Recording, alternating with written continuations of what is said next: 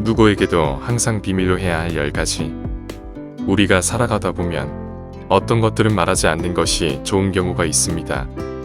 자신에 대한 모든 것을 다른 사람과 공유하다 보면 해서는 안 될 말을 할 수도 있습니다. 여러분도 이미 경험으로 아시겠지만 너무 많은 나의 얘기를 타인에게 말해서 나중에 곤란을 겪는 경우가 종종 있습니다.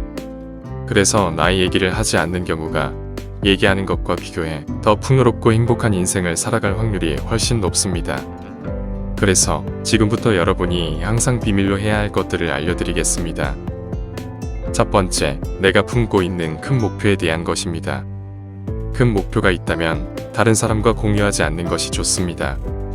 아이러니하게도 그것을 공유하지 않으므로 목표를 달성할 가능성이 더욱 높아집니다.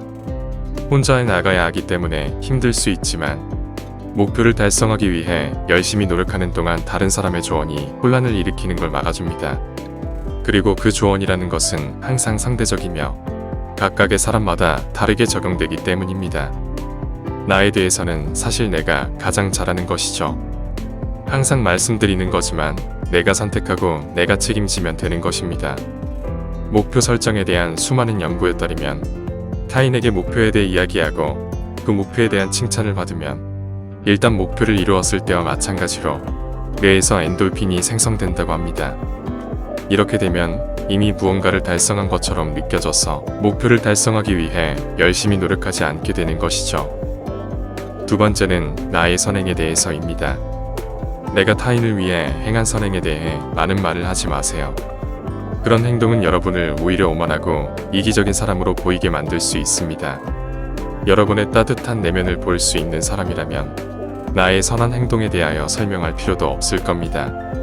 그리고 우리의 선행이 단순히 누군가에게 자랑하기 위해 하는 것이 아니라면 더더욱 그것을 누군가에게 말할 필요는 없을 겁니다. 그냥 평소 늘 그렇듯 친절하고 배려하는 삶을 살아가면 됩니다. 세 번째는 사생활에 관한 것입니다. 사생활은 여러분 본인의 개인적 삶이죠.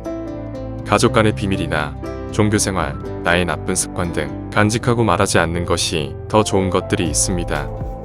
여러분의 개인적인 사생활에 대해 타인에게 말하는 것은 오히려 여러분을 다른 사람들의 판단과 비판에 노출시킬 것입니다.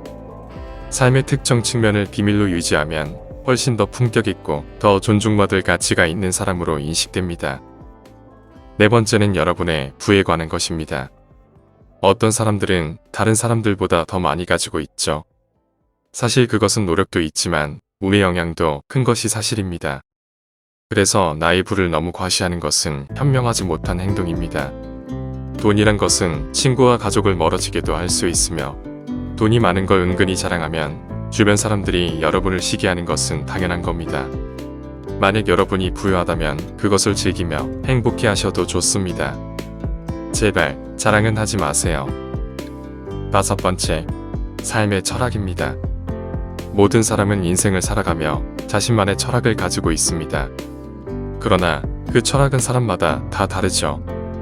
이러한 이유로 개인의 가치관과 신념은 전적으로 본인의 것입니다. 다른 사람들이 나처럼 생각하고 판단하도록 설득하는데 여러분의 소중한 시간을 낭비하지 마세요. 여섯 번째, 가족의 문제입니다. 지구, 아니 우주 안의 모든 가족에게는 각각의 드라마가 있을 겁니다. 그러나 현명한 사람들은 가족 안의 문제를 다른 사람들과 공유하지 않습니다. 오히려 가족 문제를 이야기하면 할수록 점점 더 안 좋은 상황으로 빠져들죠. 물론 뭔가 어려운 일이 있다면 가까운 사람들에게 조언과 도움을 구할 수도 있습니다. 하지만 대부분의 가족 간의 문제는 가정 내에서 서로 이야기하고 해결해야 하는 것이죠. 일곱 번째는 다른 사람의 비밀입니다. 당연한 이야기지만 타인의 사생활에 대해 이야기하는 사람이 되지 마세요. 타인에 대한 험담도 당연히 하지 말아야 합니다. 오직 본인 삶에만 집중하시기 바랍니다. 친구가 여러분을 믿고 자신의 비밀을 알려준다면 진정한 친구라면 비밀을 지키는 것은 너무나 당연한 일입니다. 그렇지 못하면 여러분의 소중한 친구와 신뢰가 깨지고 관계가 끊어질 겁니다. 여덟 번째, 자신의 두려움과 약점입니다. 모든 사람은 자신만의 두려움과 약점을 가지고 있습니다. 이러한 것들을 타인과 공유하는 것은 절대 여러분에게 위안을 주지 않습니다. 불편한 진실이지만 사실 사람들은 타인의 약점을 은근히 즐깁니다. 그러니 스스로 놀림감이 되지 마세요. 여러분 스스로의 노력으로 두려움과 약점을 충분히 극복할 수 있습니다. 9번째, 지나간 일에 대한 후회. 끊임없이 과거에 대한 아쉬움과 후회는 결코 여러분의 인생에 도움이 되지 않습니다. 지난 일들이 지금 여러분의 인생에 영향을 미칠 수도 있지만 그것으로 지금 현재를 정의하지 마시기 바랍니다.